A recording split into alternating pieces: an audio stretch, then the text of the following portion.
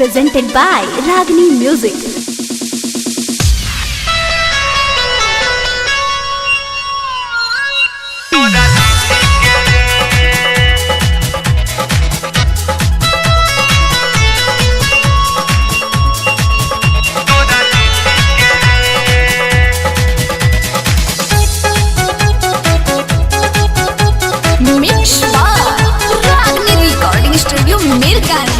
कभाव मुस्कानावा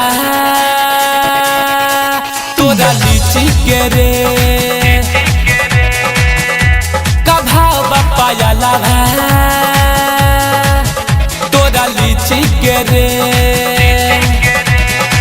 नरम बाबे की गरम बाजार कोई के देखे दा बा कैसन तोहार चलो होने अलो होता है ले हो पीछे के रे कभाव बसा पानावा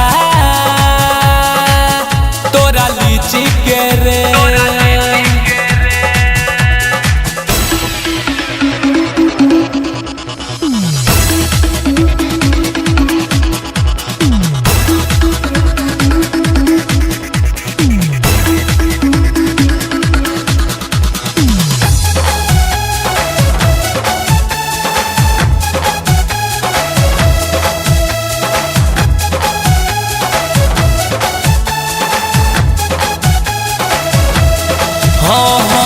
छुके सामान पहले हम तलेनी चुवता रस दादा फूटल बापेनी सुनना छुके सामान पहले हम तलेनी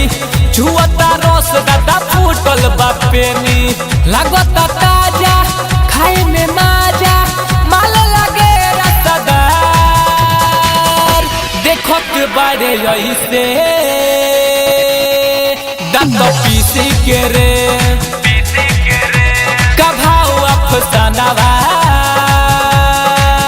तोरा लीची के रे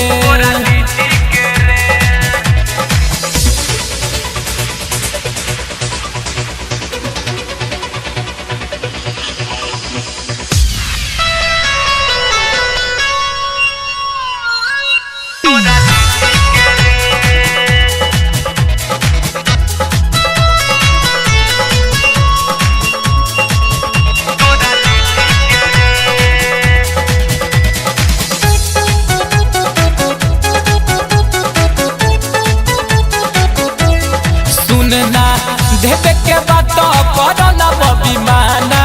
बबलू रोहित लुटली है खजाना देवे के बात करो ना बबी माना मिथिलेश विकास लुटली है खजाना कम न ज्यादा लेवे के वादा पड़त बानी लगता चलो होने अलोता है ले हो पीछे के रे कभाव बाबे नेहावा तोरा लीची के रे नरम बाबे की गरम बाजार कोई के देखे दा बा कैसन तोहार चलो होने अलो होता है ले हो पीछे के रे पानावा तोरा लीची के रे Presented by Ragini Music.